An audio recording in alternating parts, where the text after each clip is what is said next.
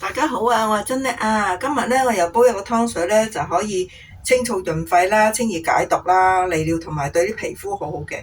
咁尤其是好似我而家咁啦，因為都之前新冠咗之後咧，其實啲氣管咧就比較敏感嘅。咁佢呢個湯咧都有化痰止咳嘅作用嚇。不過咧就提翻大家咧，就西洋菜嚟講咧會比較涼少少嘅，所以我就會放翻個陳皮放落去啦。咁同埋有啲咩人唔飲得咧，最緊要就係你準備懷孕啦，或者係帶住肚嘅孕婦咧，初大肚嘅孕婦咧就真係唔好飲啦，因為始終有少少涼嘅嚇。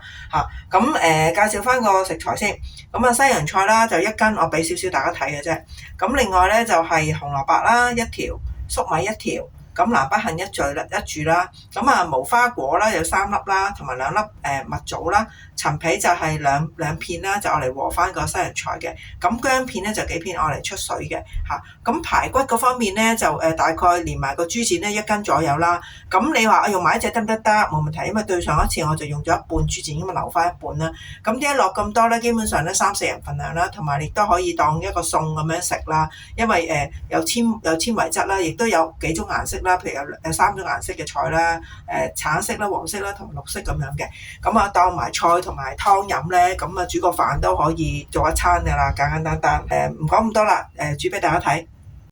好啦，咁啊將佢咧又係一常以往咧，就係落啲豆粉落去，因為呢新鮮㗎嘛，咁就唔使浸㗎啦嚇。打啲豆粉落去洗一洗佢先，洗咗啲血水同埋污糟嘢先啦。又係因為你擺喺個肉檔度都係有機會喺地下或者砧板都唔乾淨，咁所以就係撈佢先。好，跟住咧就係過水啦。咁過水之後咧，逐粒洗。過水之後咧，嗱見到都好多血水係咪？咁咧就係幫你除咗啲腥味啊，同埋啲污糟嘢啦。等下我哋出水都要落薑片。咁而家咧見到佢污糟嘛，就洗到佢清為止，然後逐粒洗一洗佢就 OK 噶啦。咁啊，又係平時咁樣啦，就係凍水落豬肉啦。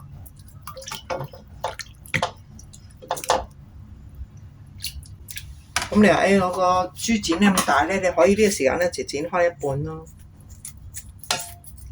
咁咪容易啲出味啊！咁然後咧就我哋之前有幾片薑噶嘛，就放埋落去。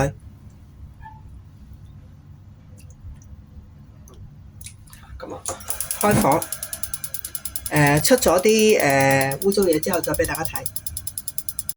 好啦，咁啊出到去呢啲泡泡就出嚟之後咧，就係過翻清水，過到啲肉咧係冇嗰啲泡泡黐住嘅，乾乾淨淨先放落啲湯度嘅咁嘅嚇。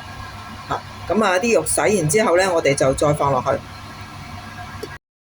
好啦，而家呢度咧就滾到佢升啦。咁水咧，你哋就預咗可能3升至3升半，睇翻你啲材料多少啦，菜多少啦。咁最緊要點解滾到佢聲咧？就話西洋菜咧，一定係要好大滾嘅水咧。放落去先唔會苦嘅，如果唔係咧，你咧煲咗成煲湯都唔要得噶啦。你啲水咧諗住好熱啊，煲湯凍啲先放落去唔得噶，一大滾嘅。先放西洋菜先，趁住大滾嘅時候放噶啦，就其他料可以慢慢放。咁咧就係撳一撳佢啦嚇。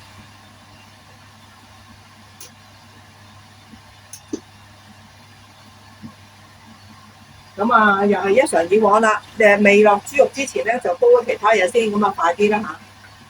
落埋其他啲嘢落去，落埋其他啲嘢配料落去。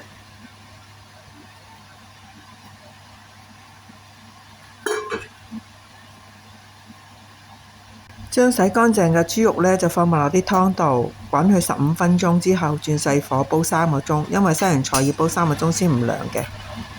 加咗鹽飲咗好清甜好好味，咁記緊啦，如果你係寒底嘅話咧，記緊一定要煲3個鐘，就算加陳皮都要咁做嘅，咁可以減低西洋菜嘅寒性。大家都可以試下啦，飲咗話翻俾我聽好唔好味？多謝晒大家，拜拜。啦，訂閱係免費㗎，可以嘅話俾個 like 我，分享俾朋友。訂閱嘅時候最緊要按隔離嘅小鈴鐺，按全部就唔會錯過任何一條片㗎啦。多謝晒大家，拜拜。